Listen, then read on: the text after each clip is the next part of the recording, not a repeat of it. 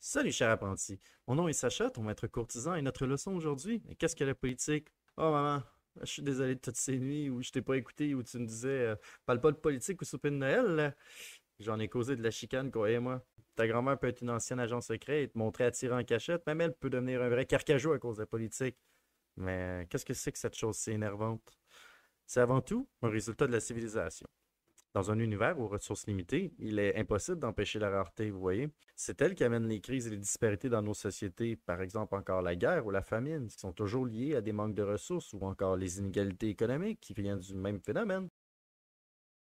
Quand les nations se font la guerre, c'est toujours pour accumuler plus de ressources, quoique dans nos États modernes, il y a l'aspect idéologique, mais c'est un autre sujet. Ces situations créent des réactions en chaîne, améliorant ou amplifiant des problèmes, mais généralement, elles vont changer la société qu'elles affectent. Les réactions en chaîne peuvent donc soit déstabiliser ou renforcer le pouvoir. Mais comprenez une chose, le pouvoir de façon certaine ne reste jamais inerte face au déroulement de l'histoire. Chacun d'eux engendre des opportunités, et faire de la politique, c'est savoir saisir et choisir ces opportunités. Sauf qu'elle n'a pas toujours été aussi complexe.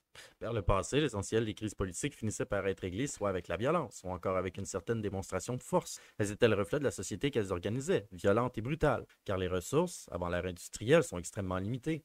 On peut parler en quelque sorte d'une politique primitive, reflet de sa société. Celui qui avait la plus grosse faisait ce qu'il voulait. Je parle d'armée, bien sûr.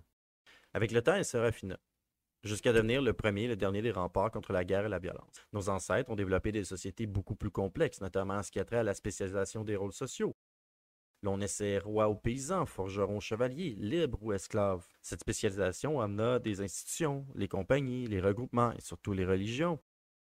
Les principes civils, les lois, les traditions, la hiérarchie sociale, c'est tout autant complexifié. Et c'est là qu'est née la politique dans sa forme plus mature et quasi finale. Les Grecs étaient parmi les premiers à avoir réfléchi à la société et à l'humain. Lorsqu'ils ont contemplé ce qui les organisait, ils ont découvert une force. Ils l'ont nommée politikos, ou encore la civilité qui organise et gère une cité. La cité, c'est rien d'autre que le premier stade du concept d'État. Mais là, faites pas d'erreur. Je parle pas de mal de vente, mais bien d'État avec un E majuscule. C'est ainsi que la société humaine devient un groupe social uni mais hétéroclite, où chacun ont leur place de façon prédéterminée, comme un esclave ou un métèque ou encore un citoyen. Ce n'est rien d'autre que la force qui les organise. Cependant, dans nos sociétés contemporaines, quand on parle de politique, on le voit de façon différente. On la conçoit seulement comme le phénomène de la gestion gouvernementale. Or, elle est partout et elle s'incarne à chaque instant de nos vies. Elle est vraiment née le jour où une tribu a négocié pour la première fois un traité avec une autre pour entretenir la paix. Et on l'entend comme un rallongement de la volonté populaire et privée. Car la politique peut prendre diverses formes, que ce soit la famille, une compagnie ou même simplement les rapports entre sexes opposés. Et donc, la politique s'incarne dans l'idée de faire des choix. Ces choix sont influencés par de nombreux facteurs, la réalité sociale, les gens de pouvoir, les ressources, la main-d'œuvre et autres. C'est par ce phénomène que les intérêts se rencontrent, qu'ils soient divergents ou encore convergents. La guerre, bien évidemment, a sa place dans tout cet ordre. Il ne faut pas non plus se faire d'illusions, parce que la guerre, c'est aussi un outil politique. Mais le phénomène de la politique comme tel est beaucoup plus grand que celui simplement de la guerre désormais.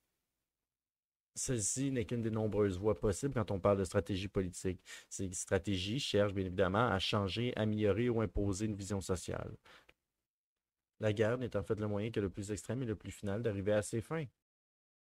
Il ne suffit que d'être fin.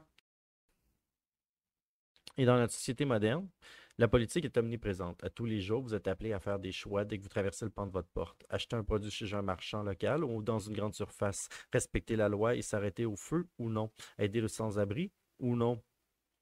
Vous verrez avec moi ce que voulait dire Aristote lorsqu'il disait que l'humain est un animal politique. Mais ceci, mon cher apprenti courtisan, c'est pour une autre fois.